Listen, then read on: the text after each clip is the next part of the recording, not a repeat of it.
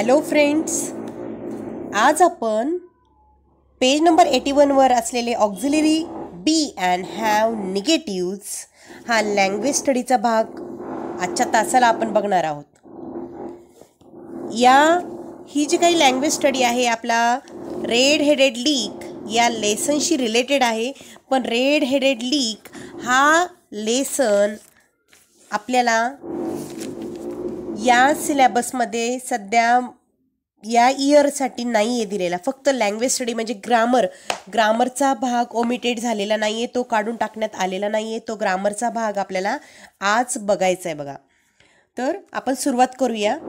Auxiliary be and have negatives. बघा, तर auxiliary verbs be and have from negatives without the help of do. आता auxiliary be and have negatives म्हणजे काय? जी helping verbs असतात बी आणि have ने तयार होणारी जी सर्व निगेटिव्ह सेंटेन्सेस, नकारार्थी वाक्य. मग आता डू हे सहाय्यकारी क्रियापद न वापरता बी आणि हॅव ही जी काही हेल्पिंग वर्ब्स आहे, सहाय्यकारी क्रियापद आहे, त्यांनी नकारार्थी वाक्य तयार करू शकतात. आपल्याला ते तयार करता येऊ शकतात. मग त्या ठिकाणी आपल्याला डू हे वापरायची काही गरज नसते. मग ती कशी करायची बघूया. खाली काही सेंटेन्सेस दिलेले ते या ठिकाणी बघायची आपल्याला. उदाहरणं दिलेली आहे. I am not going. Be मध्ये म्हणजे am is given are be's verbs म्हणजे या ठिकाणी असलेले हेल्पिंग वर्ब आहे. I am not going. She was not sleeping. She wasn't sleeping. Wasn't किंवा वॉज नॉट. वॉजंट हे कॉन्ट्रॅक्टेड फॉर्म मध्ये दिलेलं आहे, छोट्या फॉर्ममध्ये आहे. वॉज नॉट हे फुल फॉर्ममध्ये दिलेलं आहे. हॅवची बघा या ठिकाणी दिलेली आहे. I have not seen it. I haven't seen it. I have not seen it, मी ते पाहिलेलं नाही आहे. आय हॅवंट, मी ते पाहिलेलं नाही. सेमच याचा अर्थ असतो.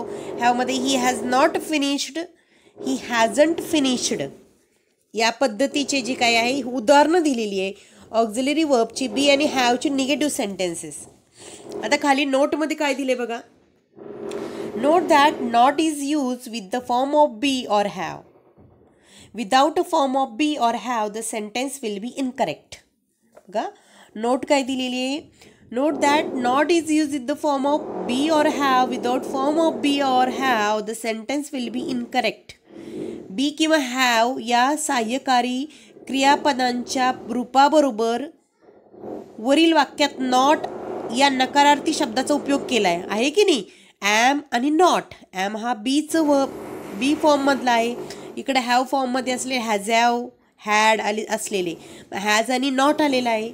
मग या नॉट या नकारार्थी शब्दाचा वापर केला आहे, उपयोग केलेला आहे. जर आपण नॉट डिरेक्टली वापरला तर ते पर्टिक्युलर वाक्य म्हणजे कुठल्याही प्रकारचा बी आणि हॅव, बी मधले am is are, was were, shall will हे वापरलेच नाही आणि डायरेक्टच नॉट वापरला तर ते वाक्य चुकीचं होऊ शकतं. म्हणून यांनी सांगितलंय बी किंवा हॅवच्या रूपाशिवाय हे वाक्य चुकीचं ठरेल. जर आपण हेच वाक्य जर या ठिकाणी दिलेलं पहिलं वाक्य बघा, आय एम नॉट गोईंग, हे वाक्य ॲम काढून टाकला, या ठिकाणी ॲम नाही वापरला, आपण असं म्हटलं आय नॉट गोईंग, म्हणजे हे वाक्य चुकीचं आहे, इनकरेक्ट आहे ग्रॅमॅटिकलनुसार. याच्यामध्ये कोणताच अर्थ आपल्याला जाणवत नाही. म्हणून जर निगेटिव्ह सेंटेन्स करायचे असतील तर आपल्याला या ठिकाणी असलेले बी आणि हॅवची रूपं वापरावीच लागतात, क्रियापदं वापरावीच लागतात. बघा खाली मेन वर्ब बी आणि हॅव. मेन वर्ब कसे असतात? बी आणि हॅवमध्ये असलेले मेन वर्ब्स कशा पद्धतीने येतात? When be and have are used as a main verb, do is not needed to form questions and negatives. With the main verb have, auxiliary do can be used. बघा, be आणि have या क्रियापदांचा मुख्य क्रियापद म्हणून उपयोग जर केला आपण, बघा मुख्य क्रियापद म्हणून जर उपयोग केला, वर जो उपयोग केलेला आहे त्याच्यामध्ये वरचा जो भाग होता आपला, बघा या ठिकाणी असलेलं I am not going, am पण आलेला आहे आणि गो पण आलेलं. गोला आय एन जी आला आहे म्हणजे हे मेन वर्ब आहे.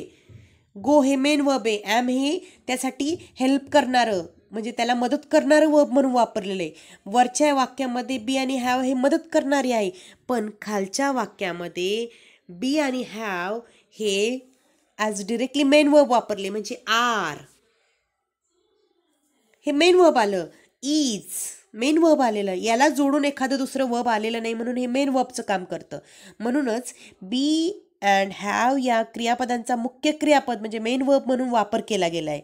जेव्हा आपण बी आणि हॅव ही क्रियापदं मुख्य क्रियापद म्हणून वापरतो ना, तेव्हा प्रश्न व नकारार्थी वाक्य तयार करण्याकरता किंवा एखादा प्रश्न तयार करायचा आहे, एखादा नकारार्थी वाक्य तयार करायचं आहे, ते तयार करण्याकरता आपल्याला काय करावं लागतं, डू हे सहाय्यकारी क्रियापद घ्यावं लागतं. हे घेण्याची गरज असते बघा. आता या ठिकाणी काही उदाहरणं दिलेली आहे, आपण ती उदाहरणं वाचूया.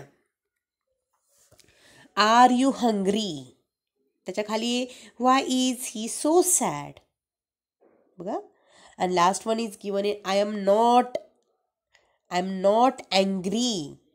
आय एम हे डिरेक्टली मेन वर्ब आले, याच्या ठिकाणी अजून दुसरं कोणतं वर्ब नाही आलेलं आहे. आय एम नॉट अँग्री, मी रागवलेलो नाहीये. आर यू हंग्री, तुला भूक लागली आहे का, लागली आहे का, आहे हा जो शब्द आलाय ना आर, तो मेन वर्बचं काम करतोय. व्हाय इज ही सो सॅड, तो दुःखी का आहे, इज हे आहेच आहे, इज म्हणजे काय आहे, हे मेन वर्ब. जर तो दुःखी, तो का दुःखी आहे हा शब्द नाही वापरला ना, तर वाक्य आपलं किंवा तो प्रश्न कंप्लीट होणार नाही. पुढचं बघा वाक्य, have you a pen, have you got a pen, have you a pen, तुझ्याकडे पेन आहे का. जर आपण हा प्रश्न केला, तुझ्याकडं पेन आहे हा वर्ड लावणं गरजेचं आहे. हॅव हा मेन वर्बचं काम करतोय. Have you got a pen, तुला पेन मिळालेला आहे का. Do you have a pen, तुझ्याकडं पेन आहे का.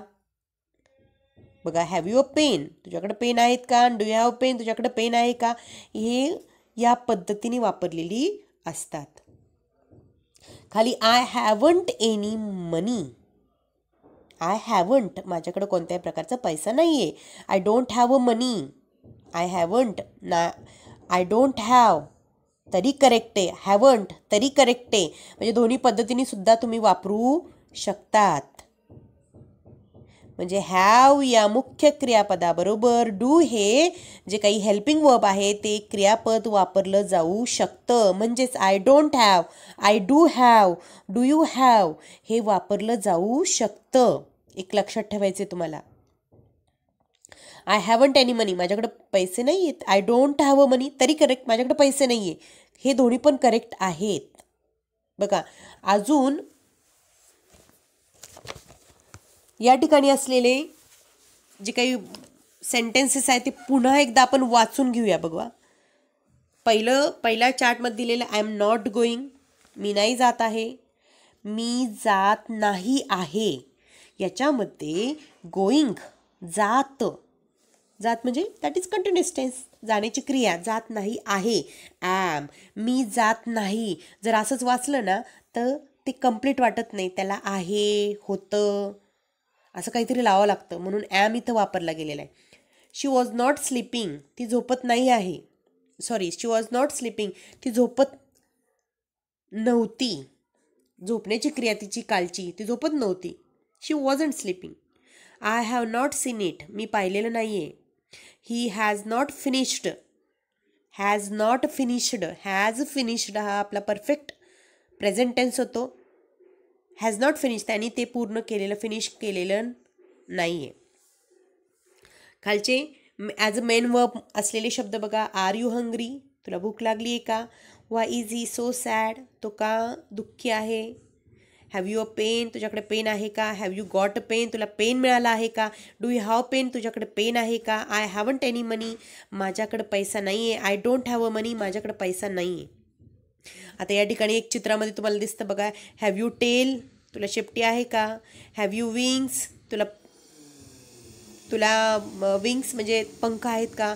हॅव यू नो ब्रेन्स, तुम्हाला ब्रेन्स नाही आहेत. अशा पद्धतीचे हे मेन वर्ब बी आणि हॅव या पद्धतीचे असतात. आय थिंक हे तुम्हाला नक्की कळालं असेल. ऑक्झिलरी वर्बमध्ये बी आणि हॅव निगेटिव्ह कसे असतात. बी आणि हॅव निगेटिव्ज हे दोन प्रकारे असतात. बी आणि हॅवमध्ये पहिल्या सुरुवातीला जो चार्ट दिलेला आहे त्याच्यामध्ये ते हेल्पिंग वर्ब्स आलेले आहे आणि खाली दिलेले असलेले जे खालच्या चार्टमध्ये जे दिलेले आहेत ते मेन वर्ब म्हणून वापरले. ओके स्टुडंट्स, फ्रेंड्स, पुढच्या व्हिडिओमध्ये आपण पुढच्या दुसऱ्या लँग्वेज स्टडीमध्ये जो असलेला नवीन जो भाग आहे त्याच्यासह भेटूया. तोपर्यंत बाय बाय, सी यू.